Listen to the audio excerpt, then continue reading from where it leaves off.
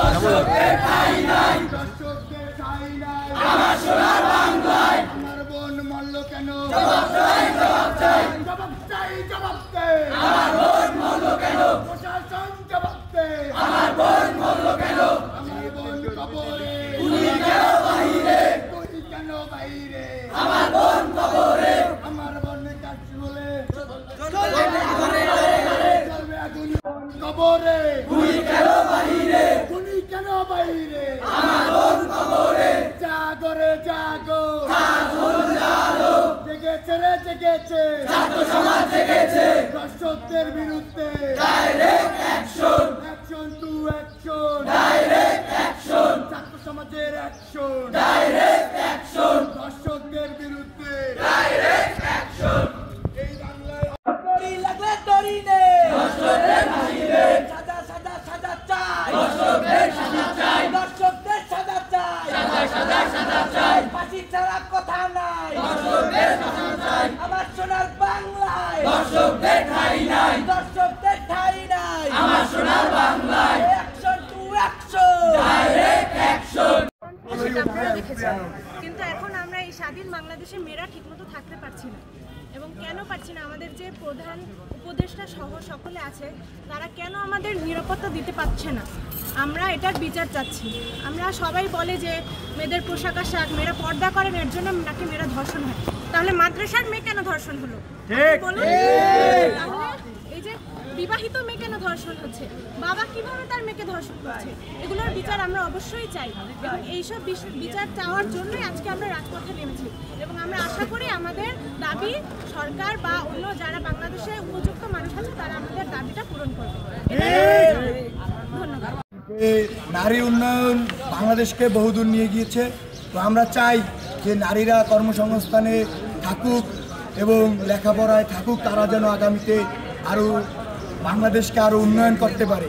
কিন্তু এই ধর্ষকদের কারণে আমার আপনার বোনেরা ঘর থেকে বেরোতে ভয় পাচ্ছে। আমরা চাই না আমাদের কোনো বোনেরা ভয় পাক। আমাদের বোনেদের জন্য ছাত্র সমাজ আছে, থাকবে ইনশাআল্লাহ। আইন শৃঙ্খলা বাহিনীর কাছ থেকে আমরা এটা আশা করি না যে আমাদের বোনেরা নিরাপদভাবে ঘর থেকে রাস্তাঘাটে না, তারা স্কুল কলেজ এবং তাদের কর্মসংস্থানে যেতে ভয় পাবে, এরকম আমরা চাইনি। আমরা চেয়েছি নিরাপদ একটি বাংলাদেশ। 5ই আগস্টের পর আমরা চেয়েছি একটি নিরাপদ বাংলাদেশ। এরকম বাংলাদেশ আমরা আশা করিনি।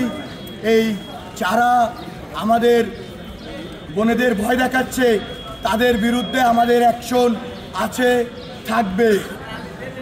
আইন শৃঙ্খলা বাহিনী আরও কঠোর হোক। তো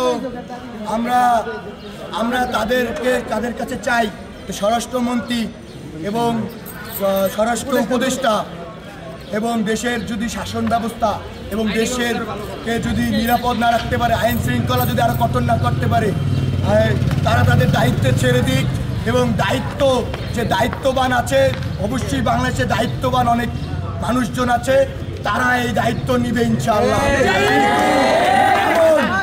এমন কেউকে আমরা চাই না যে আমাদের বাংলাদেশকে নিরাপদ রাখতে পারবে না। আমরা একটি নতুন বাংলা গড়ার, সোনার বাংলা গড়ার জন্য 5ই আগস্টে আমরা আমাদের একটি স্বাধীনতা পাওয়াটা খুবই সহজ, কিন্তু স্বাধীনতা রক্ষা করা খুবই কঠিন। এই স্বরাষ্ট্র উপদেষ্টার কাছে আমাদের একটি দাবি থাকবে।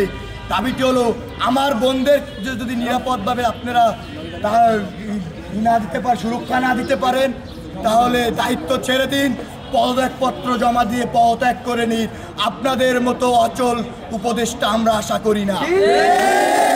এই সোনার বাংলায় নিরাপত্তা চাই। আমরা চাই সোনার বাংলায় আমাদের বোনেরা নিরাপদভাবে চলতে পারে, স্বাধীনভাবে চলতে পারে, স্বাধীনভাবে কথা বলতে পারে। এই বাংলায় যদি বোনেরাই যদি স্বাধীনভাবে কথা না বলতে পারে, তাহলে এই বাংলা উন্নয়ন করা সম্ভব না।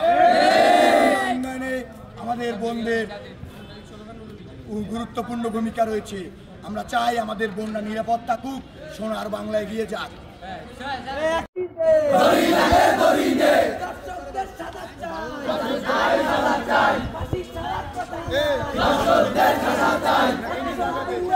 ধর্ষণ